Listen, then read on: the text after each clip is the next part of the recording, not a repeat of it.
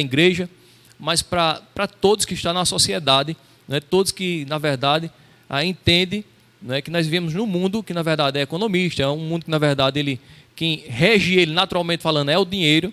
E vamos falar sobre prosperidade bíblica. Sabemos que quando fala prosperidade bíblica, se fala em todas as áreas, né? O diácono Damião vai falar um pouco sobre esse assunto e nós vamos estar comentando aqui e vamos ver a importância, né, de sermos a cada dia próspero financeiramente. Eu sei que a gente ouve muito, né, que dinheiro não traz felicidade. Mas uma coisa eu te digo, querido, muitas pessoas às vezes falam assim, às vezes sem entendimento. Mas eu acredito que ninguém fica feliz, não é? Ou seja, ninguém, na verdade, sem ter a condição de poder saciar a fome de um filho, ou seja, pagar as suas contas e viver como cidadão, como deve viver de fato. Porque, na verdade, o dinheiro não vem trazer, né, nem miséria, nem tristeza. Na verdade, o mau uso, não só do dinheiro, mas de qualquer outra coisa, e de fato vai trazer tristeza. O dinheiro em si, ele não é perigoso. O perigoso é quando ele, na verdade, manda na pessoa. Ou seja, quando Mamon, não é um espírito que influencia as pessoas a idolatrar. Aí é diferente. Mas quando a gente utilizamos ele para a coisa certa, e canalizamos ele para a coisa certa, pode ter certeza que não vai trazer tristeza de forma alguma. Vai trazer muita alegria e com certeza vai nos dar galardão também nos céus. Vamos perceber pela palavra que uma pessoa, para ter galardão no céu, né, a gente vai perceber pela palavra que a gente não é preciso ser miserável, ou seja, não ter nem R$1 no bolso para que a gente possa ter uma grande fé. Pelo contrário, vamos perceber, querido, de que a gente podemos fazer muito, não é? A gente sabe que tem os políticos, tem aqueles que são corruptos, tem aqueles que não são, e na verdade chega muitas condições na mão dele financeiramente falando. Muitos não fazem porque não quer, e outros, na verdade, fazem, e a gente vê o resultado do poder, né, do dinheiro, da condição de você estar compreendendo isso. Então, a graça e a paz, diácono Damião, vamos essa noite aprender sobre esse assunto. Você pode ficar à vontade aí. Aleluia, graça e a paz, povo de Deus, você que está aí do outro lado. Eu quero dizer para você uma boa noite, desejar uma boa noite para você e dizer para você que a alegria do Senhor é nossa força, que nós possamos a cada dia estar alegre, mesmo em meio a dificuldades, situações que se levantam. O que a Bíblia diz, né? A alegria do Senhor é a nossa força. E como o pastor Ailson estava falando, né, a gente vamos falar sobre prosperidade hoje, né? É um assunto que muitas vezes a igreja ela tem até medo de falar, porque quando se fala em prosperidade, fala em relação a dinheiro. E a gente vamos ver à luz da palavra que Deus não quer ver o seu povo miserável. Deus não quer ver um povo capengando, caindo das pernas. E a gente vamos ver à luz da palavra que dinheiro, que o crente é para ter dinheiro, sim. Eu estava estudando sobre esse assunto e na Bíblia ela tem 2.350 versículos que falam sobre dinheiro. A Bíblia ela tem 300 versículos que falam sobre anjo, 500 sobre o amor e 700 sobre fé. Quer dizer que a Bíblia ela fala muito sobre dinheiro, mas infelizmente o povo de Deus, né, ainda tem medo de falar sobre dinheiro na igreja e muitas vezes se cria um povo tem que viver na miséria e Deus não quer que seu povo viva na miséria. Deus quer que seu povo viva bem e bem próspero. Prosperidade está na Bíblia e a gente vamos ver a luz da palavra, irmão. Você que está aí do outro lado que muitas vezes contesta sobre isso, que a igreja não deve falar sobre dinheiro, mas nós vamos ver a luz da palavra, né, pastor Ailson? Hoje sobre prosperidade bíblica. O que é prosperidade? É você ir bem em todas as coisas que você realizar, inclusive ter dinheiro. Não é isso, pastor? É verdade. Tem um texto no Velho Testamento, lá no Salmo 115, o versículo 16, que diz assim: os céus são os céus do Senhor, mas a terra ele entregou aos filhos dos homens. Se a gente for trocar em miúdo aqui, a gente vai entender que quem rege os céus é Deus. Ou seja, um que quis, né, trazer bagunça, ou seja, na organização que Deus está governando lá, foi o diabo e os demônios, né, que eram anjos, e hoje são anjos caídos, claro, mas eles vieram, né, tentar bagunçar aquilo que Deus tinha organizado. Então eles desceram de lá. Mas está muito claro aqui que ele entregou a terra na mão dos homens para eles governarem. Ou seja, cabe a nós entendermos que para governar a terra precisamos de capacitação, precisamos a cada dia ter em mente quem governa a terra, ou seja, quem domina, não é? É aqueles que estão com a posse, com o dinheiro na mão. Sabemos, querido, de que a obra de Deus ela é tão importante a gente entendermos, e a gente sabe que tem muitos que não fazem muito na obra de Deus, porque na verdade não tem condição financeira. É verdade. Muitas vezes eles estão orando, estão jejuando, estão se consagrando ao Senhor, mas eu já vi isso muito. Eu digo porque eu já passei alguns ministérios de pessoas que, com chamado belíssimos, mas pessoas que estão, na verdade, vamos dizer assim, estão freadas porque não tem uma condição financeira, porque ela não entendeu que a mente dela foi cauterizada quando estava no mundo e quando veio para Cristo continuou da mesma forma, não é? Ouvindo textos isolados que deixaram elas naquela posição desconfortável. A gente ouviu aqui sexta-feira pelo apóstolo Décio, da Ministério Palavra que Cura, né? Ele falando que nós estamos numa guerra, ou seja, numa briga de mentalidade. Veja que interessante, porque a falta de entendimento da palavra vai levar o povo, de fato, ele a cada dia ser cativo e preso e sofrer muito. E essa é uma delas.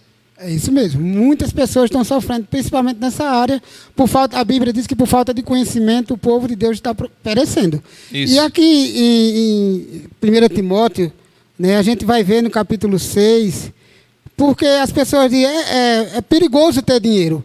É perigoso ter dinheiro, mas quando a gente tem a palavra de Deus, quando a gente tem a sabedoria de Deus, o dinheiro não vai ter a nós. A Bíblia diz que o amor é o dinheiro, que é a raiz de todo mal. Não é você, é o dinheiro ter a pessoa, não é a pessoa ter dinheiro. E as pessoas têm essa mentalidade. E por conta disso, tem muitos ministérios aí, que até pastores, né, tem que trabalhar, às vezes, ainda no natural, né?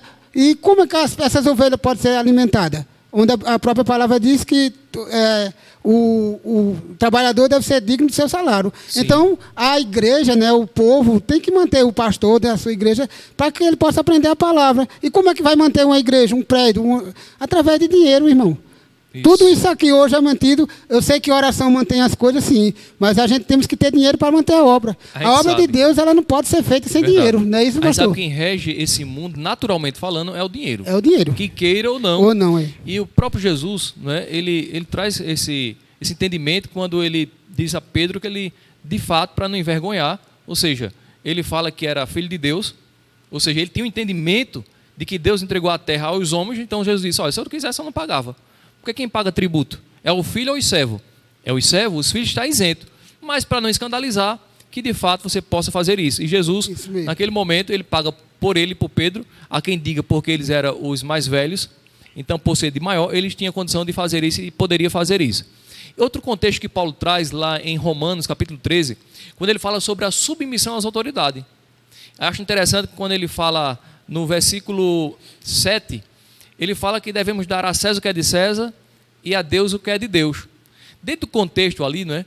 Ou seja, contextualizando, ele está mostrando a importância da submissão e mostrando sobre o amor, que quando você, na verdade, quando você paga tributo, não é? Ou seja, você está andando em amor, da mesma forma você está praticando a vontade de Deus. E ele fala no versículo 8 o seguinte, ele diz, olha, que não devemos dever nada a ninguém, a não ser o amor. Então, qual é o entendimento? O entendimento que é que eu devo a cada dia ter uma vida de trabalho, claro, para que eu possa a cada dia honrar a minha família, eu possa honrar o nome do Senhor, e eu possa a cada dia honrar as autoridades também. Porque um cristão que, na verdade, ele não tem condição de pagar as suas contas, infelizmente, ele vai envergonhar o nome do Senhor. É verdade. Eu sei que a gente vamos ter empecilhos, vai acontecer imprevisto, mas isso não deve ser, ou seja, anualmente. O crente ele tem que se organizar.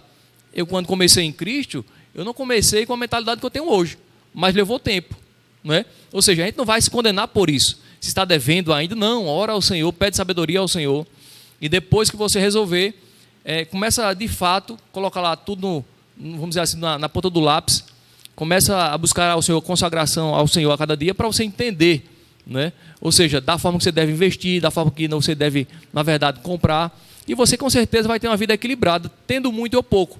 Eu vi isso de um camarada, ele sendo rico, um repórter perguntou para ele, por que você não quebra? E você não cai, financeiramente falando? Ele disse, porque eu não gasto além do que eu ganho. É verdade.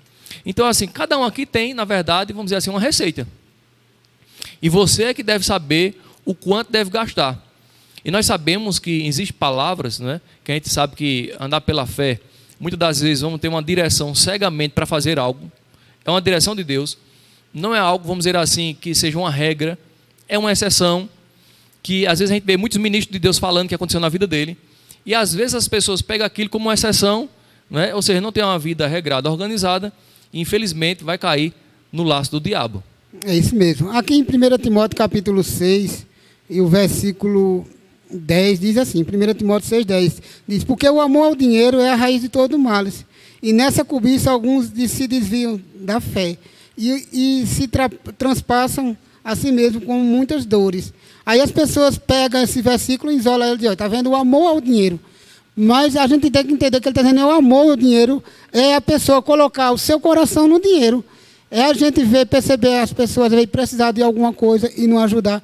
É ser aquele tipo de pessoa avarento mesmo. Porque tem crente avarento, tem ainda. Tem crente que ainda com o dinheiro domina ele, tem ainda. Mas isso precisa ser quebrado. Como vai ser quebrado? Através da palavra de Deus, através da busca da palavra. Então o dinheiro é necessário para os cristãos? É. Porque o nosso Deus é um Deus próspero. Ele é um Deus próspero. As pessoas pegam um texto isolado que fala que Jesus não tinha onde repousar. Mas a própria palavra diz lá em 2 Coríntios 8, né, que ele é um Deus. Jesus ele era próspero. Sim. Ele andava com um tesoureiro. Então ele não era miserável. Ou seja, ele se fosse pouco dinheiro, ele mesmo resolvia. Ele mesmo resolvia. Mas como contava muito dinheiro, então precisava de pessoas para tomar conta. É isso mesmo. E soubesse, na verdade, né, vamos dizer assim, trazer o equilíbrio. Isso porque mesmo. É interessante a gente entender o seguinte. Um irmão me fez uma pergunta, essa semana mesmo, eu achei interessante. Ele disse, mas Jesus, ele, na verdade, ele, quando precisava de alguma coisa, acho que ele não tinha muito dinheiro não, porque quando ele precisava de alguma coisa, ele simplesmente orava e acontecia. E eu estava falando para ele que aquilo era uma exceção, aquilo não era uma regra.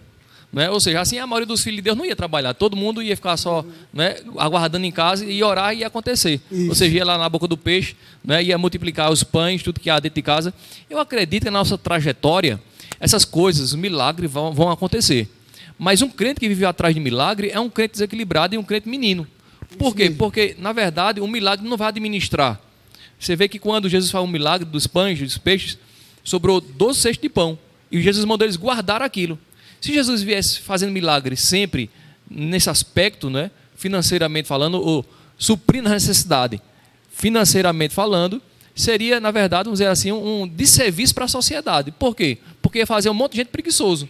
Mas, na verdade, chegou um momento que Jesus falou, vocês estão me seguindo por causa da comida. Ele começou a mostrar que, na verdade, o centro deve ser a palavra, que vai saciar o homem por dentro, né? E a cada dia vai saciar o homem por fora, porque o homem vai entender o seu papel, a cada dia entender que Deus colocou a terra nas nossas mãos, para que a gente possa governar, e esse governar nós precisamos se capacitar a cada dia para entender isso. É verdade, né? Esse texto de 2 Coríntios 8,9, ele diz que Jesus se fez pobre para nos tornar rico. Quer dizer que se Jesus fez pobre, era porque ele era rico. Sim. Ele não era pobre. As pessoas dizem, Jesus não tinha onde repousar, como a gente tem aprendido, que naqueles tempos, não é o tempo de hoje, que você chega em várias cidades. E é preciso entender que quando ele diz que ele se fez pobre, para a posição que ele estava, de fato se fez pobre. Porque assim, às vezes uma pessoa ela está numa posição bem elevada, e foi como foi no caso dele, ele desceu, né, uma parte bem inferior, submeteu a Deus, mas isso quer dizer que ele vivia esmolando. Isso. Né? Até porque a gente vê que todos no Velho Testamento, quando o pai morria, o filho mais velho tomava conta dos irmãos e da mãe. E a gente vê que na história, José a gente só vê no começo. E depois de José a gente não vê mais.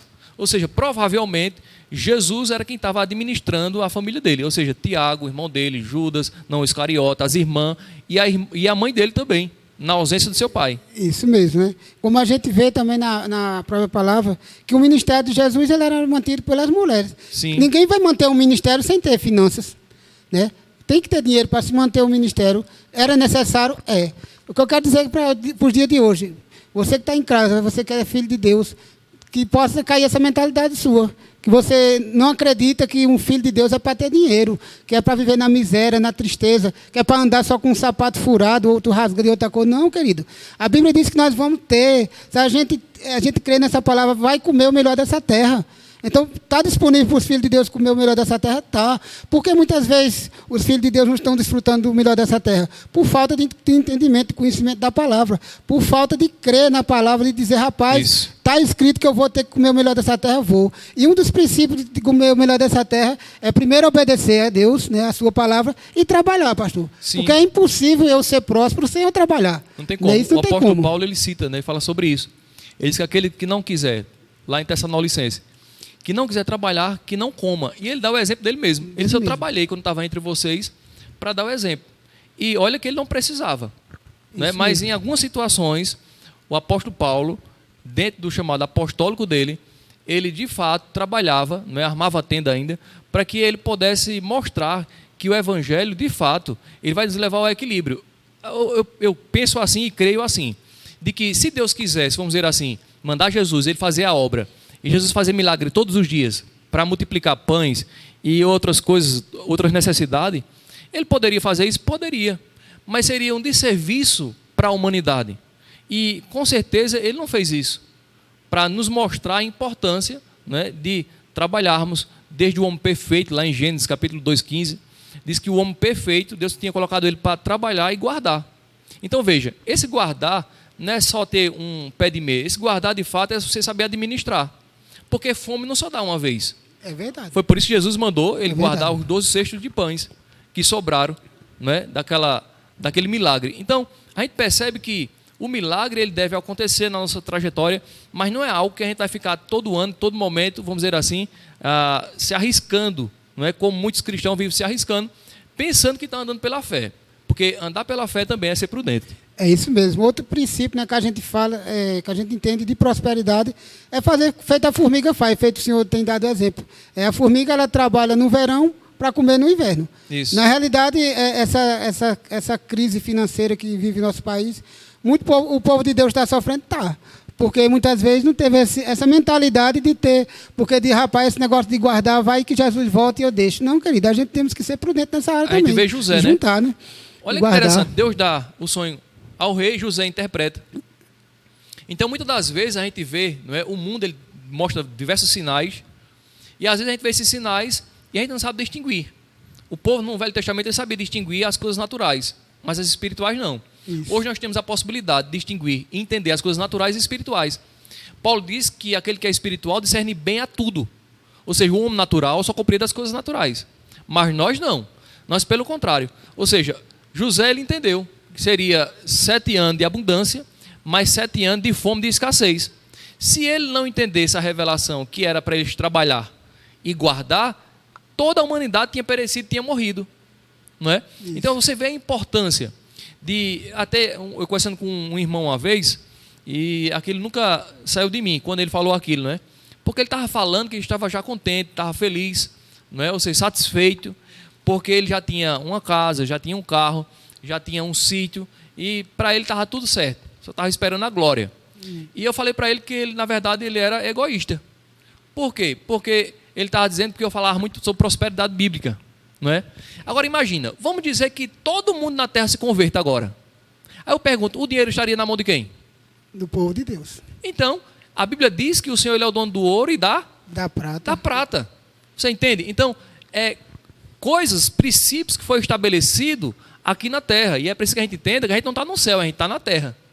E quando Jesus disse que é para o reino de Deus vir sobre nós, não era só a morte e ressurreição, não era só a gente ser salvo, era um reino realmente poderoso, um reino que é de prosperidade, que não está restrito a dinheiro, mas estamos tocando mais nesse assunto. É isso mesmo. A igreja ela tem que tocar muito nesse assunto, porque o povo de Deus tem uma mentalidade muito pobre ainda.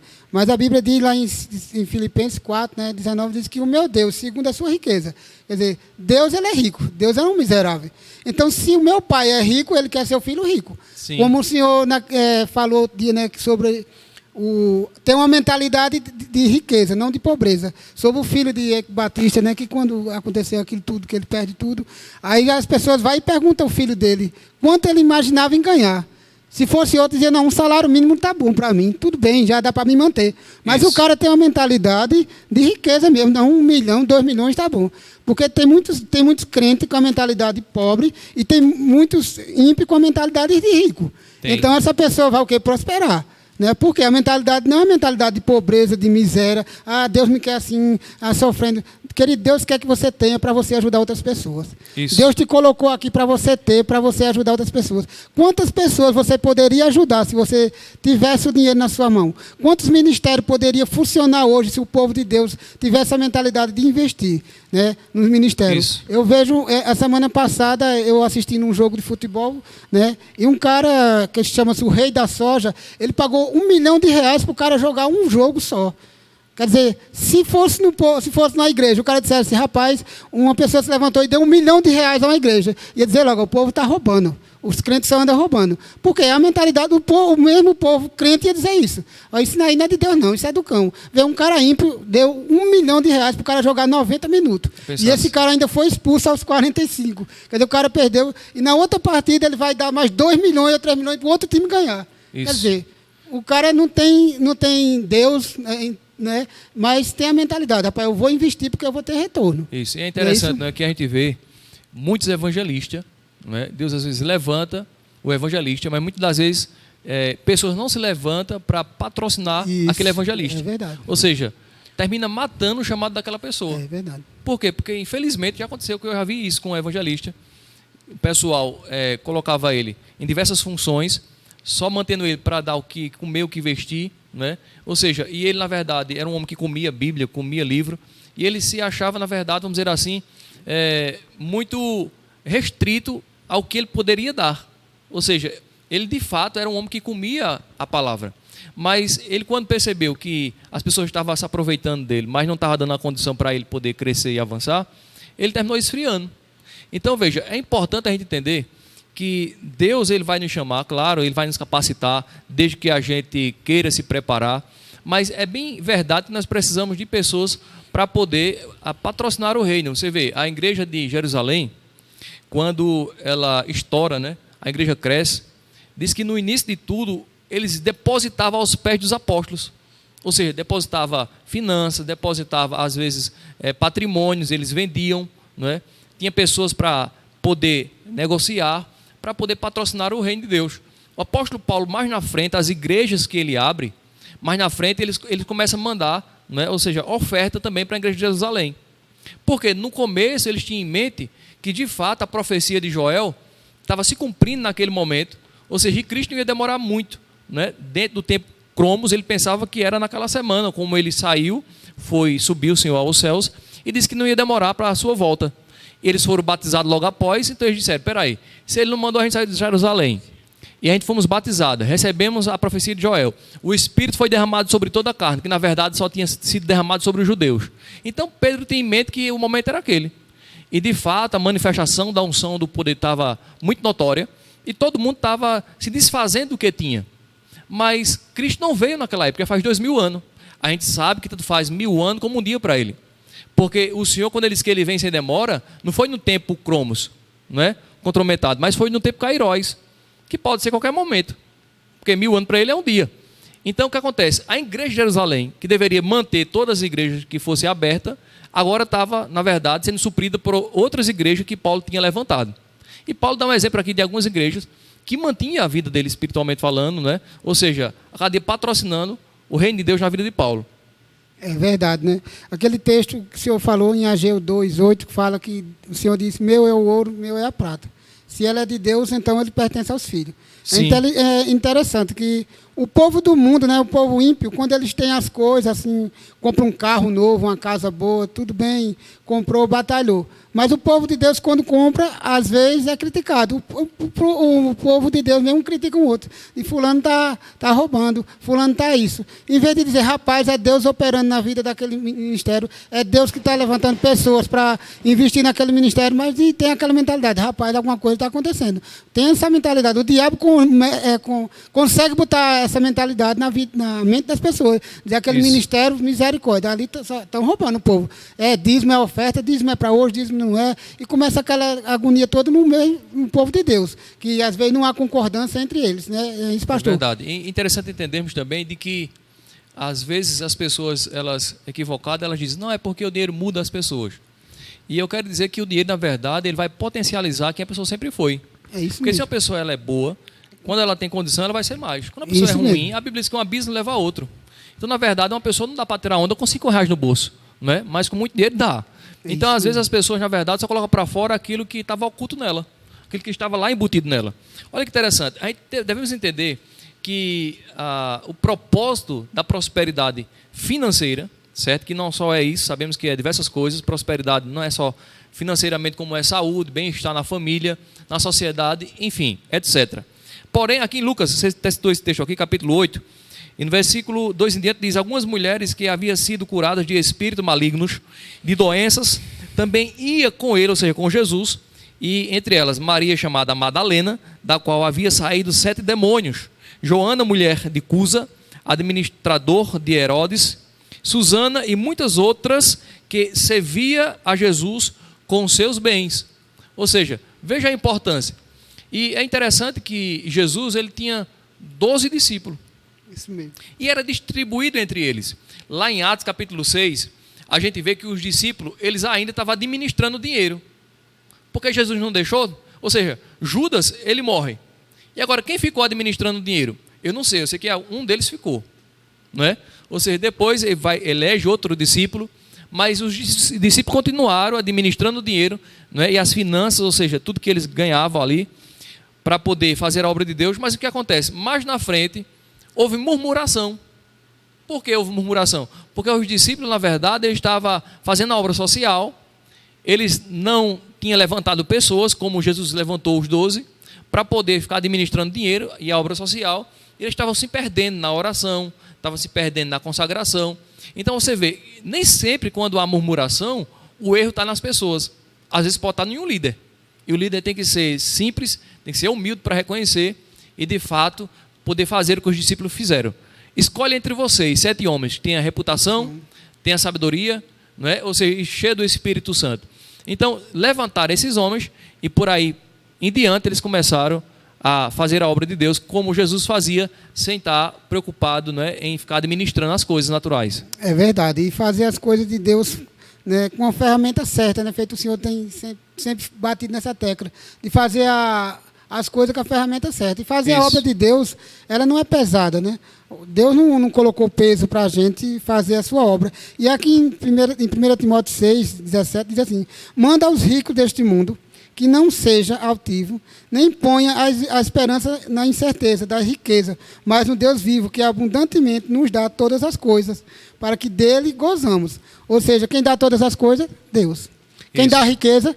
Deus. O diabo ele é um miserável. Nele não há riqueza. O diabo, nele só há pobreza. Então a Bíblia diz que Deus é quem nos dá a riqueza. Isso. O diabo é quem coloca na mente das pessoas que ela deve ser pobre, que ela deve ser miserável, que ela deve ser uma coitadinha, que ela deve viver o pior dessa terra. Mas a própria palavra de Deus diz: sou eu que dou a riqueza. Então Deus quer que a gente seja rico? Quer. Deus quer que a gente tenha dinheiro? Quer. Para quê? Para que a gente possa ajudar outras pessoas, né, a concluir a obra. Eu me lembro daquela mulher que veio lá da Bahia, aqui na porta, né, ela disse que era missionária e que veio com 3 ou 4 meninos se arrastando de lá até cá para fazer a obra de Deus. Na realidade, Deus não queria que ela fizesse aquela obra daquele jeito. Mandar uma pessoa vir da Bahia para cá sem nada, sem condição nenhuma, isso não é de Deus. Fazendo uma missão de Rambo, né? Desequilíbrio total. Total. É interessante que esse texto aí, eu estava meditando nele, e olha interessante, ele diz: diga aos ricos deste mundo. Ele não estava falando para um ministério, ele estava falando para o corpo de Cristo, onde tinha os cristãos que eram ricos. Ou seja, às vezes eu posso até lesar algum irmão em algum ministério que eu vá, algum ministério de, vamos dizer assim, de uma igreja que é simples, não é? Uma igreja que ainda financeiramente ela não está enriquecida como era a igreja de Laodiceia. Você vê que é diferente. Ali o próprio Jesus falando, não é, com o pastor dali daquela igreja através de João na ilha de Patmos, diga a ele. Ou seja, que eles são miseráveis, eles são pobres, seguem nu. Por quê? Porque ele se achava tão rico financeiramente que eles se esqueceram de Deus. Deixaram Deus de lado. E esse texto aí é mais uma exortação que o apóstolo Paulo traz. Diga aos ricos deste mundo, ou seja, diga às igrejas que estão pelo mundo, onde tem crente rico, que ele não ponha a sua confiança na riqueza, não é? Mas é interessante que ele vai dizer o que eles devem fazer com o dinheiro, a bênção que vai ser, não só para a vida dele, mas também ele vai poder, vamos dizer assim, ele vai poder acumular galardão, mesmo sendo rico. Isso não mesmo. Continua Versículo 18. Que faça bem, enriqueça em boas obras, reparta de boa mente e seja comunicável. E que entesoure para si mesmo um bom fundamento para o futuro, para que possam se apoderar da vida eterna. Ou seja, ele vai fazer o futuro dele com o dinheiro que ele tem, sendo generoso. Generosidade. Ou seja, ele vai acumular galardão lá no céu. Como? Ele utilizando aquela ferramenta que Deus deu a ele. Não é? Às vezes tem muitas pessoas que não vai servir nem no ciclo ministerial, nem no Ministério de Socorros. Não é? Ou seja, vai estar no Ministério da Reconciliação. E essas pessoas Deus vai querer usar. Isso mesmo. Eu já vi algumas pessoas falar de pessoas que têm um ministério de contribuição, né? Que são aquelas pessoas que você não vê ela, né? Mas ela está nos bastidores por trás, mantendo o ministério. E quantos ministérios estão assim, né? Que tem pessoas que mantêm esse ministério. São pessoas que não estão à frente no púlpito, mas aquele ministério, Deus tem usado aquela pessoa poderosamente para que aquele ministério possa estar aberto, né? É verdade. E as coisas sejam mantidas. Não é isso, pastor Adilson? Isso. E é interessante de que a palavra de Deus ela é muito clara, né? A gente vê na Bíblia que tem muitos textos. Olha, só do Evangelho para frente, os 4 Evangelhos para frente, tem 39 parábolas. Há quem diga que há 40 porque eles consideram Lázaro e o rico como uma parábola. A gente não considera. Então, 39 parábolas tem no Novo Testamento, sendo de que 19 fala exclusivamente sobre finanças, sobre semente, sobre dinheiro. Eu acredito que se a Bíblia fala tanto sobre dinheiro, não é porque é algo mais importante, mas porque possa ser que seja mal compreendido. E necessário. E necessário também. Não para o céu, não para a eternidade, mas necessário para que a gente possa, no mundo natural, honrar, né, ao Senhor e honrar tudo aquilo que a gente fizer, dignificar a nossa família. E alcançar pessoas acima de tudo. Porque a gente sabe que existe, como eu estava falando de evangelista, né, existe, de fato, vamos dizer assim, missões que eles fazem, né? Tem culto que eles fazem que gastam milhões para armar palco, ou seja, muitas carretas, ou seja, muito dinheiro está envolvido nisso. Isso mesmo, né? Eu vi um ministério outro dia aí, o pastor falando que as cruzadas que ele fazia era de 2, 3 milhões de reais. E quem era que estava patrocinando isso? A Brahma, a Souza Cruz? Claro que não. Quem está patrocinando isso é o povo de Deus. Isso. Quem tem que patrocinar o reino de Deus é o povo de Deus. Rapaz, uma cruzada de 2 milhões de reais, 3 milhões. Medita aí. Vê só, eu fui em Alagoas e tem um pastor lá. Esse pastor, ele é rico. Esse pastor, ele não é letrado. É um homem que Deus usa muito ele, um dom de cura. É interessante demais. Eu fui na igreja dele, coisa mais linda. Não é? Uma igreja muito grande. E uma zoada na minha cabeça lá na hora da oração. E eu, sem saber o que era, quando abri os olhos, era o drone em cima. Né, pegando, filmando tudinho. E aquele homem, Deus usa ele de forma poderosa. 2 trios elétricos lá na frente da igreja dele. E ele falando, só naquela igreja local, 20 mil reais ele gasta. Aí ele disse, olha, a igreja só custeia com 7 mil. E o resto quem coloca é a minha empresa. E ainda ele paga, ele estava dizendo lá, ainda eu pago pessoas que são de Deus, que estão crescendo no ministério dele. Ele só paga um salário para quem quiser pregar o evangelho. Vê que coisa interessante. Isso. Um homem que, na verdade, ou seja, ele pode ser limitado em umas áreas, mas em outra não, ele tem visão de reino. Mas, por outra parte, eu fiquei pensando, mas, rapaz, se a igreja dele entendesse a importância dele não deixar só o pastor, não é, vamos dizer assim, desembolsar, não é, aquele dinheiro todo para poder suprir a necessidade da igreja, a igreja seria muito mais próspera. Mas, pelo fato dele ter uma certa condição financeira, ele banca quase tudo. Mas a vontade de Deus é o quê? Que nós possamos entender, irmão, que aquele que dá porque tem. E quanto mais dá, mais ele vai ter mais. Mas só que Deus não quer que fique restrito para uma pessoa. Ele quer que seja todo mundo abençoado. Então, é de acordo com a nossa condição. Ou seja, às vezes o camarada, ele pode, vamos dizer assim, o camarada tem uma certa condição, e é para esses ricos, o qual Paulo estava instruindo, dizendo que eles não confiam na riqueza, ele pode dar, vamos dizer assim, um culto, ele pode ofertar, não é, 10 mil reais. Aí ele chega com 100 reais e coloca lá. Deus vai receber? Não, Deus não vai receber. Diante de Deus não vai chegar como um aroma, como louvor. Não vai ser louvável essa atitude dele. Aí chega uma pessoa que ela só tem condição de dar R$1. Isso. Para Deus, aquela pessoa que deu R$1 vai receber como um aroma suave. É verdade. Porque não é a quantidade, é de fato é as primícias. Ou seja, é você honrar, né, o Deus que colocou você naquela posição. A gente vê na história de Caim e Abel, você vê que a diferença entre os dois foi só na primícia. Ou seja, eu não acredito, né, que Caim, ele na verdade deu uma oferta ruim. Não, ele deu uma oferta boa, mas ele não deu o seu melhor. Não deu o seu melhor. Não deu de todo o coração. De todo o coração. De todo o coração, né? Feita a viúva, né, de Sereta, né, que dá a moeda, né? E o Senhor ali honra, porque não é a quantidade, mas sim a qualidade de coração, né? É verdade. Porque quando o camarada faz de coração, Deus recebe. Quando o camarada faz de murmuração, reclamando, ou faz para aparecer, Deus não vai receber. E tem muitas vezes que as pessoas querem fazer dizendo, olha, foi eu que fez. Não foi você, foi Deus em você. E Deus ele vai receber quando é feito de todo o coração. É verdade. Olha que interessante. Lá em 1 João capítulo 3, versículo 17, eu vou citar porque não dá tempo a gente abrir. Ele diz que não devemos amar só de palavras, mas em obra. Sabemos que obra não salva. É verdade. Quem já é salvo. Isso mesmo. Mas acompanha quem é salvo. Mas como vamos fazer a obra social sem dinheiro? Não tem como. Não tem como, não. Ou seja, as pessoas estão passando fome. Eu chegar só com uma palavra lá, né? Ou seja, eu sei que algumas vão receber, algumas de bom grado, mas em via de regra, sabemos que quem está com fome quer saciar a primeira fome. Né?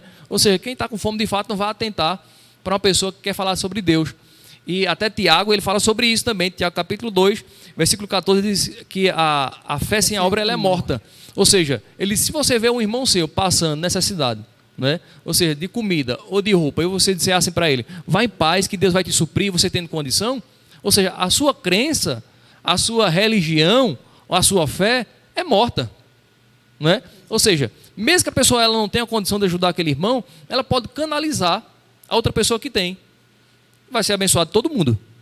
É isso mesmo. E eu vejo aí algumas religiões, até tem pessoas minhas que eu conheço, considero que em obras elas dão um show de bola nos crentes. Está certo que a salvação ela não vem pela obra, ela vem pela fé.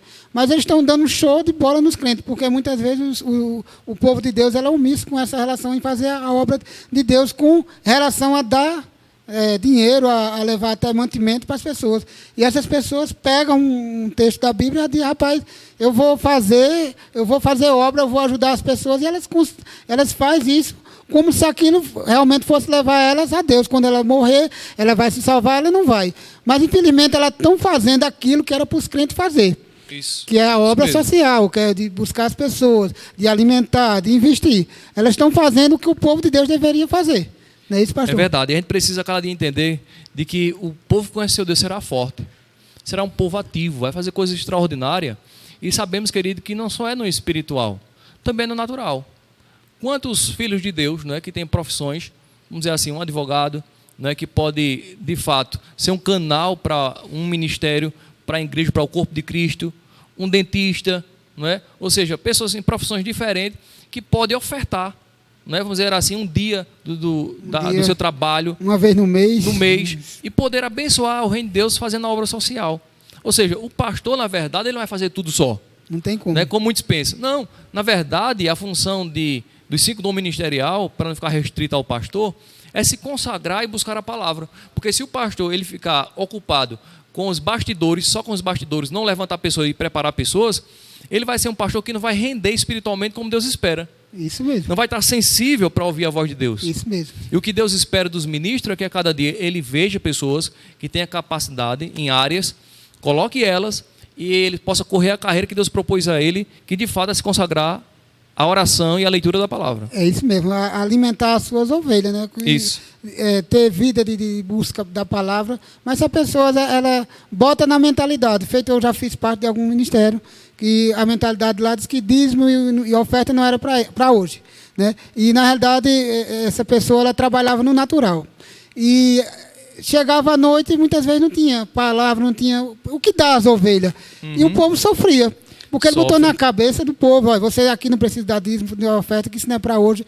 E o povo, na realidade, achava até muito bom, porque o camarada diz, rapaz, vou dar dinheiro, vou ofertar. E essa mentalidade ficou nas pessoas, em alguns.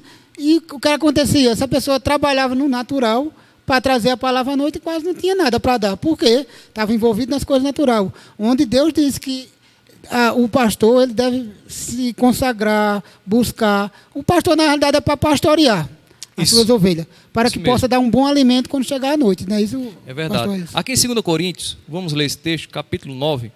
Esse texto ele é interessante porque a gente vê a importância, querido. Veja o que diz aí, ó, 2 Coríntios, capítulo 9. Vamos perceber aqui. Ele diz aqui, ó.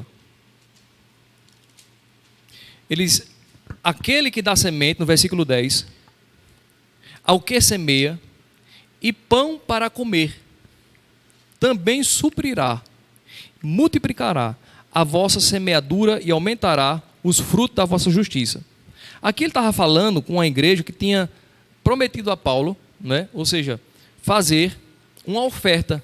E Paulo vai aqui mostrar a eles que se eles fazem isso de forma voluntária, faz de coração, eles vão receber, não é? E deixando muito claro o seguinte, dizendo, conforme está escrito, aquele texto que você testou, distribuiu e deu aos pobres, e a sua justiça permanece para sempre. Aí ele diz no versículo 10 em diante, aquele que dá semente ao que semeia e pão para comer, também suprirá, multiplicará a vossa semeadura, aumentará os frutos da vossa justiça. Em tudo sereis enriquecidos. Aí ele diz, para quê? Para seres sempre generosos, o que por nosso intermédio produz ações de graças a Deus. Aleluia. Então, quando eu tenho condição financeira e eu sou generoso com aquela condição que eu tenho, eles que diante de Deus chegam com ações de graça. Veja que importância a gente entender que o Senhor, ele quer ver cada um filho dele, né, entendendo, né, que ele não deve só olhar para o seu umbigo.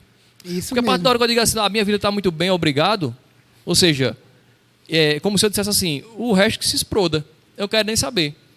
Agora, é errado você ter ambição para você poder abençoar as pessoas. A ambição ela é errada quando você idolatra. É errada quando você só pensa só em você. Feito aquele homem que tinha um celeiro, né? Ele disse que ele teve uma grande colheita e derrubou os celeiros pequenos e fez outros maiores. E ele falava consigo próprio, pronto, agora eu posso me regalar.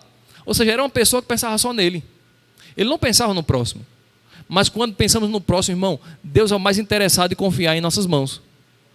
Riquezas, né, e condições para podermos a cada dia administrar e podermos a cada dia, vamos dizer assim, patrocinar o reino de Deus. E na realidade, tudo que temos não é nosso, mas sim de Deus. Quando a gente considera a palavra, né? E esse versículo que o senhor leu aqui no versículo capítulo 9, e o versículo 11 diz, para que em tudo enriqueçais. Ele não está dizendo para que em tudo seja miserável. Ele diz para que em tudo seja rico. Ou seja, não vou ser só rico no dinheiro, vou ser rico em galardão. Em tudo. Né? Vou ser rico na família, vou ser rico em todas as áreas. Porque essa é a vontade de Deus. Deus fez o homem, né, para ser como ele. Você vê logo no começo de tudo, em Gênesis, ali nós podemos perceber a perfeita vontade de Deus. Eu sei que muitas pessoas têm dificuldade, né, no Novo Testamento ou nesse período que estamos vivendo no mundo, para entender isso. Mas quando a gente vamos para o Velho Testamento, a gente vê a perfeita vontade de Deus. Deus fez o homem à sua imagem e semelhança e disse a ele, você possa governar, que você possa, de fato, vamos dizer assim, estar a cada dia no controle da terra. Isso mesmo, ele disse, né, domine tudo. Isso. Né, Deus colocou o homem na terra para ser um dominador de todas as coisas. Não de pessoas, mas... Não de pessoas, mas... daquilo que Deus fez para o homem, de fato, desfrutar, né, administrar. Né? Administrar. E nos Salmos 1, ele fala, né, que tudo que fizer prosperará. Ou seja, pode um crente prosperar e não prosperar e um ímpio prosperar? Pode. Porque se o camarada for um cara organizado, um cara que pratica aquilo que ele já entende, isso, ele pode prosperar, né? É um princípio. Prosperidade é um princípio também. O cara pode ser um cara organizado, um cara que sabe organizar suas finanças, um cara que entende do ramo, daquilo que está entrando, ele pode prosperar? Pode. E um crente pode fazer a mesma coisa que ele está fazendo e não prosperar. Pode acontecer, isso pode. Porque a prosperidade, ela abrange todas as coisas. Deus não colocou só seus filhos para ser prósperos. Ele colocou as pessoas no mundo. Se a pessoa for uma pessoa organizada, meu irmão, ela vai ser uma pessoa próspera mesmo. É verdade. É isso, pastor. A gente vê na Bíblia também, né, a Bíblia não manda a gente fugir do diabo. Olha que interessante. Primeiro ela diz, se submeta a Deus. Tiago 4:7. Fique firme, o diabo é que vai fugir. Né? Agora, a Bíblia manda a gente também fugir, lá em 1 Coríntios, capítulo 6, versículo 18, da impureza. E também, né, manda a gente fugir da idolatria. Você pode ver isso, tá certo? Depois, lá em Colossenses, capítulo 3, do 5 em diante. Então, ou seja, a idolatria, a gente sabe que ele vai conceituar o que é idolatria no Novo Testamento. Um crente pode dizer, eu não sou idólatra, eu não fico se prostrando na imagem. Mas tem muitas pessoas que se prostram diante do dinheiro. Do dinheiro. Aí ele estava falando sobre a avareza, que idolatria é avareza é idolatria. Então ele está dizendo, olha, dessas coisas fuja. Mas a Bíblia não manda a gente fugir do dinheiro, como você citou, lá em 1 Timóteo capítulo 6. Né? Manda a gente fugir do amor ao dinheiro, porque é o amor à idolatria, porque é interessante, porque quando se fala em amor, a gente não entende que está se falando sobre idolatria. Se a gente falasse assim, não idolatra o dinheiro, ficaria muito mais fácil. Hoje a gente vê que essa palavra amor, ela parece que ela perdeu força. E quando a pessoa ela gosta muito de algo, ela não fala, mas rapaz, eu amo. Ela diz assim, eu adoro tal coisa. Por quê? Porque a palavra amor parece que ela perdeu a sua força e o seu sentido. Então, eu acredito que se tivesse nesse texto, assim, dizendo assim, não idolatra o dinheiro, o pessoal entenderia que não é, na verdade, ter o dinheiro, é idolatria a ele, como qualquer outra coisa. Mas ainda o dinheiro fica sendo, não é, uma das raízes que leva as pessoas a idolatrarem e, infelizmente, sofrer, porque não entende que o dinheiro ele é um bom servo, mas como patrão vai fazer a gente pisar nas pessoas, fazer humilhar as pessoas, aí sim, isso é errado. É isso mesmo. Idolatrar, também entendemos que é colocar qualquer coisa acima de Deus. Pode ser até uma igreja, um ministério, a colocar acima de Deus. Deixar Deus para lá, onde a própria palavra diz que a gente devemos colocar Deus acima de tudo e de todos. Sim. Deus deve estar acima de tudo e de todos, não das coisas. Aí as pessoas colocam o dinheiro acima de Deus, isso é idolatria. Colocam um carro acima de Deus, isso é idolatria. Colocam uma pessoa acima de Deus, isso é idolatria. Não é só se prostrar diante de uma imagem, subir o morro do Bom Jesus com uma pedra na cabeça. Porque tem muito crente idólatra, idolatrando até homens, né? Idolatrar fulano, é fulano. Não, você tem que buscar essa palavra e dar reverência a Deus, colocar Deus acima de tudo e de todos, meu irmão. Eu sei que as coisas do mundo, a Bíblia diz que buscai primeiro o reino de Deus e a sua justiça. E quem vai acrescentar é Deus. Então não coloca as coisas acima de Deus. Coloca Deus acima das coisas. Isso e o mesmo. mais ele fará. É verdade. Então a gente precisa abrir a nossa mente. Eu passei um ano vendo, ouvindo, não só ímpio, mas muitos cristãos também, que eram economistas, pessoas que eles foram preparados nessa área, né? De administrar. Muitos coaches, né? Muitos coaches. E o que eu achei mais interessante entre eles todos, que eles, quando se fala em princípios, eles têm a mesma linguajar. Porque está se falando de algo natural. Então, se a gente não entende que existem princípios naturais que regem o mundo, existem princípios espirituais também que regem o mundo. Mas nós que somos espirituais devemos discernir bem a tudo. Ou seja, não subestimar a ignorância, seja em qualquer área.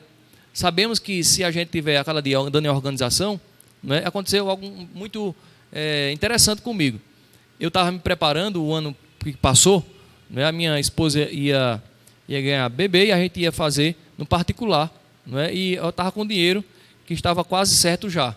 Mas o que acontece? Foi logo no início da pandemia. E nisso a coisa desandou e a coisa fechou. Eu digo, meu Deus, e agora? E quando foi para resumir, já no final, não é de tudo, eu me lembro que eu me ajoelhei e orei ao Senhor. Disse, Senhor, você sabe que eu não sou uma pessoa desorganizada, que eu não gosto de fazer as coisas de todo jeito, mas se eu fizer agora, fui pego de surpresa, ou seja, porque foi além do que eu estava esperando, porque quando fechou a pandemia, só ficou os médicos mais novos, os mais velhos saíram tudinho. Foi. Então mudou a história, né? Mudou a história. Ou seja, ele disse, olha, agora vai ficar muito mais caro, porque a minha equipe vai querer ganhar muito mais.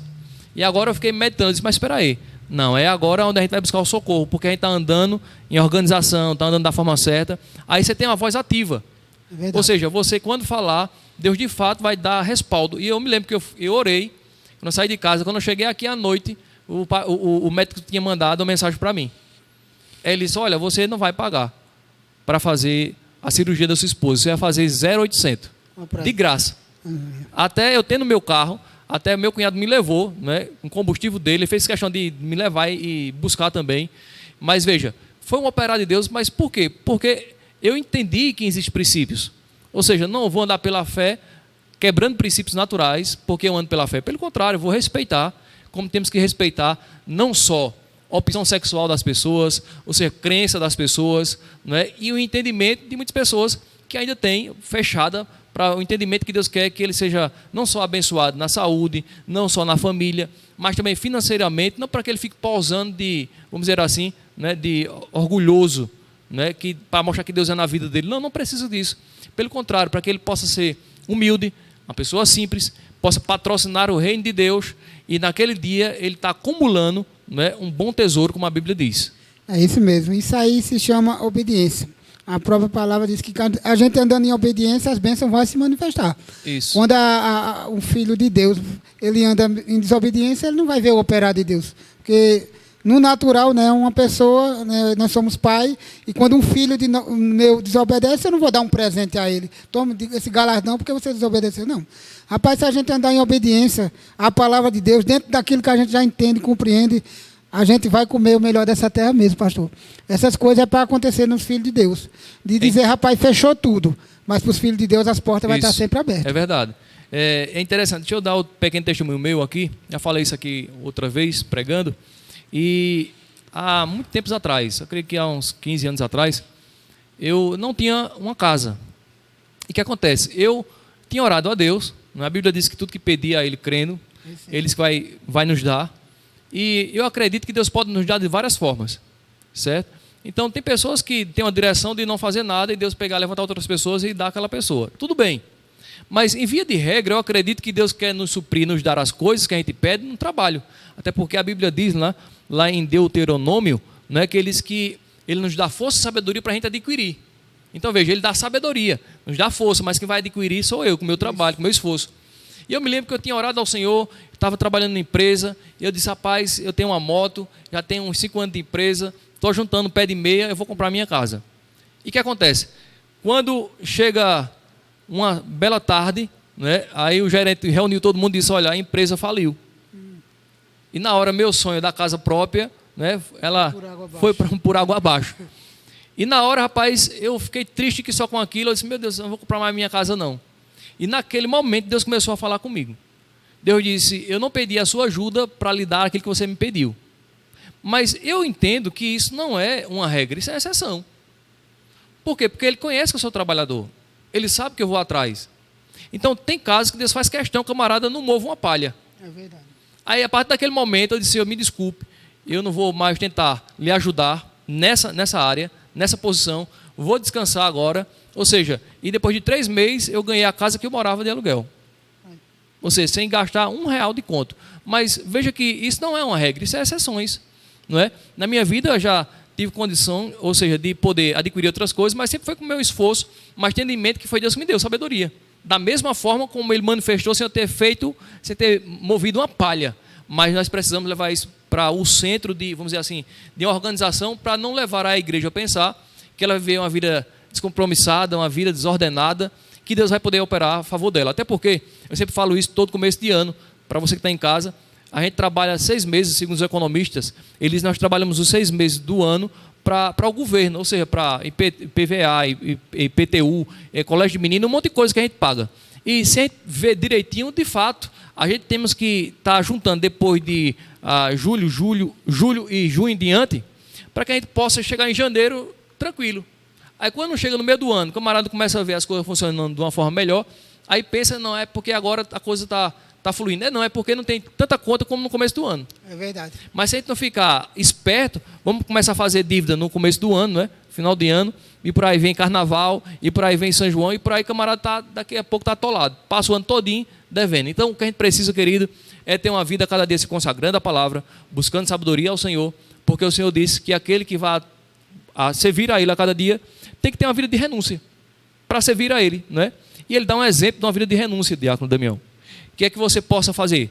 A cada dia é você sentar, você calcular, para você ver, para depois você não ser escarnecido por ninguém. Eu acredito que essa regra não é só para aqueles que querem seguir a Jesus, mas essa regra é para qualquer área. Senta, querido, antes de fazer as coisas, você precisa meditar direitinho, calcula para ver se é de Deus, se não é de Deus, tem paz, tem alegria, tem condição, e às vezes até tem condição, não é? Às vezes o camarada tem uma condição. Às vezes chegou um irmão para mim, que ele estava com um carro novo, e ele ouvindo palavras sobre prosperidade, então ele ficou tão assim, animado, né, com a coisa que ele disse, rapaz, eu vou comprar um carro mais top ainda do que o meu. Aí ele tinha um pé de meia, vamos dizer que ele tinha R$10.000, não é? E ele tem família, tem filhas e coisa e tal. Ele disse, olha, o que é que tu acha? Eu daria o meu carro novo e pegar esse outro que é de uma marca melhor, ou seja, mais top, mas eu ficaria, não é, sem dinheiro. Eu disse, não faça isso. Porque isso é prudência. É isso mesmo. Não é? Ou seja, isso na verdade é você sair do equilíbrio. Não, quando você tiver dinheiro suficiente, rapaz, você comprar um carro melhor, mas você não está novo, não está dando para levar para todo canto. Então há um tempo para tudo, não é? Porque uma pessoa tem um carro novo, tem que ter de todo jeito, porque tem que mostrar que eu sou próspero. Não, prosperidade não é isso. Por outro lado, devemos entender que prosperidade é ser humilde. É saber o tempo certo, o modo certo. Também isso é prosperidade. É isso mesmo. A Bíblia diz em Eclesiastes, há tempo para tudo. Então, isso. Se o camarada dá um passo além da perna, ele pode sofrer lá na frente e vir culpar Deus até o diabo. Rapaz, não. o culpado foi você, porque como o senhor citou nesse texto, né, que tudo que a gente for fazer tem que sentar, fazer as continhas para ver se dá. Por quê? Para na frente não estar sofrendo. É verdade. Tem muitas pessoas sofrendo por isso, porque vê um pouquinho que tem, eu vou gastar porque... Não é assim não. Senta primeiro, vê se vai ter condição de fazer. Se, no caso dele, o camarada já tem um carro que dá para andar, vai querer só para seus próprios deleitos? Deleito. É com a intenção errada. Mas veja que interessante, veio buscar conselho e glória a Deus que ele achou uma pessoa que colocou, né, ou seja, mostrou o centro para ele e ele foi feliz de não ter feito isso. Então, o que a gente percebe? Querido, de que a igreja, na verdade, ela tem que estar, né, a cada dia se levantando, né, com autoridade e, de fato, entender que o Senhor quer que ele fique numa posição não só na área espiritual, não só na área financeira, mas, de fato, em todo segmento onde tem um cristão, ele deve governar, né, ele deve prosperar, para que Deus possa usar ele de forma poderosa e as pessoas possam entender, né, de que Deus, na verdade, não faz acepção de pessoas, porque as pessoas pensam que Deus vai ser louvado se uma pessoa estiver na miséria, quebrado financeiramente. Não, né? Deus vai ser louvado quando vê um filho dele sendo suprido e suprindo outras pessoas, e aquelas pessoas dizem, rapaz, por que vocês estão assim, tão felizes? Né? Às vezes tem pessoas que ela, vamos dizer assim, ela financeiramente ela não tem tanto dinheiro, mas ela tem o que vestir, ela tem o que comer, ela tem alegria, é uma pessoa próspera. A Bíblia diz um texto lá em Eclesiastes, eu acho muito lindo esse texto. Cita aí, por gentileza, o que vamos ter essa semana, Diácono Damião, que eu vou procurar esse texto aqui em Eclesiastes, e vamos o culto de... encerrar. Culto de homem. Vamos ter culto de homem essa semana. Culto de homem, na próxima quinta-feira, você, homem de Deus, você está convidado, convida outro homem, você do nosso ministério. Vai ter um culto poderoso aqui, uma palavra restauradora. Esse culto de homem sempre é uma palavra mais evangelística. Então, que você possa convidar nós no ministério, pessoas que ainda não confessaram Jesus como Senhor e Salvador. Na próxima quinta-feira, às 6h30, vem para cá, vem receber de Deus, que vai ser uma palavra poderosa. A gente vai, de 6h30 até às 8 da noite, vai receber de Deus aqui, em nome de Jesus. Amém. Então, vou encerrar com esse versículo aqui. Eclesiastes, capítulo 4. E o versículo 13 diz o seguinte: melhor é um rapaz pobre e sábio do que um rei velho, tolo, insensato, que não aceita mais uma direção ou correção. O que estamos vendo aqui, querido? O que estamos vendo é de que é muito melhor uma pessoa que está buscando sabedoria, mas que está aberta à correção, que está aberto a cada dia ao equilíbrio, do que uma pessoa que está numa posição alta, tem uma posição muito grande, mas ela fechou o coração. É uma pessoa que não está mais aberta à correção. É um rei tolo e insensato. Por que ele está dizendo que é melhor ser um pobre, né, sábio? Porque um pobre mesmo sábio, ele vai deixar de ser pobre, por causa da sabedoria dele. Porque o que levou o rei a estar na posição de rei, aquele status de honra, foi as correções que ele no início recebeu, as direções, os conselhos que ele recebeu. Ele estava dizendo, aquele rei vai cair, porque ele deixou de ouvir. Esse outro que é pobre, vai chegar numa condição de rei. Mas ele não estava dizendo que era legal, que era bom estar nessa posição. Ele estava mostrando a uma pessoa que ela era pobre, mas estava buscando sabedoria. E a vida dela ia mudar radicalmente. Então, se buscarmos ao Senhor, o pastor Adilson sempre fala aqui, não é, que a vida do justo é como? A luz da aurora, que vai brilhando mais e mais até ser dia perfeito. Essa é vontade de Deus para a minha vida, para a tua família, em nome de Jesus Cristo, tá certo? Então vamos estar orando aqui, as suas considerações finais, diácono. A graça e a paz, eu quero agradecer ao pastor Adilson, ao senhor. Amém. E dar os parabéns amanhã, Dia Internacional da Mulher, em nome da liderança do salão, dar os parabéns a todas as mulheres que servem conosco aqui no ministério. Né? Temos mulheres fortes, poderosas aqui no ministério, que têm servido ao Senhor com alegria. Então, para você, parabéns, mulher de Deus. Continua firme e constante na obra do Senhor. Que eu digo para você, há um grande galardão para você. Em nome de Jesus. Também eu quero também, né, mandar os parabéns aí para minha esposa, o Rilma, também a irmã Márcia, ela que é a vice-presidente do Ministério Família Valorizo, e todas as mulheres que estão aí, tá certo, pegando junto com o Ministério, com a irmã Márcia. Vamos embora avançar, que tem muito mais de Deus para a minha vida, para a tua vida, em nome de Jesus Cristo, tá certo? Então, a segunda-feira não temos culto, mas a partir, tá certo, de terça-feira vai continuar os cultos normais, né? O horário que a gente está sempre chegando aqui. 6h30. 6h30. Até 8 horas. Então, até 8 horas vamos ser abençoados, com certeza. Então, não perde, tá ok? De estarmos sempre conectados. Se você conhece pessoas que precisam ouvir sobre essa área que você ouviu hoje, prosperidade financeira, é a vontade de Deus para que a igreja possa a cada dia correr a carreira que o Senhor nos propôs, não só espiritualmente, mas naturalmente podemos a cada dia honrar, dando a César que é de César e a Deus que é de Deus, em nome de Jesus Cristo, tá certo? Então fica aí a paz para todos vocês, em nome de Jesus Cristo. Então eu quero orar para encerrar. Pai, graças te damos em nome de Jesus Cristo por essa noite, por essa rica oportunidade que o Senhor nos proporcionou de abrir o nosso entendimento, Pai, porque sabemos que a guerra que existe é uma guerra de informações. Sabemos que um monte de informações erradas, mas pelo conhecimento de Cristo, derrubamos todo sofisma, todo argumento que se ergue contra a Tua palavra. Em nome de Jesus Cristo, agradecemos por fazer parte, Pai, do Teu reino, fazer parte, Pai, de um ministério que a cada dia tem entendido a Tua vontade, que está em movimento. Essa é a Tua vontade, porque te agradecemos pelo ano abençoado, Pai, que vamos ter. Sabemos que vai ser um ano de expansão, Pai. Um ano, Pai, de muita colheita. Amém. Onde vamos dar para aqueles que são necessitados, Pai. Vamos a cada dia crescer na graça, no pleno conhecimento, e as pessoas vão ver alegria no nosso rosto. Amém. Essa é a tua vontade, em nome de Jesus Cristo, sejam abençoados pela prática. Amém? Amém.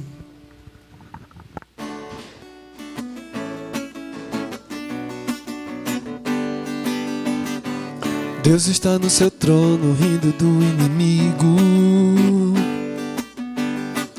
e eu estou ao seu lado, assentado com Cristo. Eu fico rindo à toa e reinando em vida, porque eu sei que nada vai tirar minha alegria. Senhor, me fortaleço na sua alegria. Pela fé eu vou vencendo, rindo todo dia. Senhor, me fortaleço na sua alegria. Pela fé eu vou vencendo, rindo todo dia. Aleluia.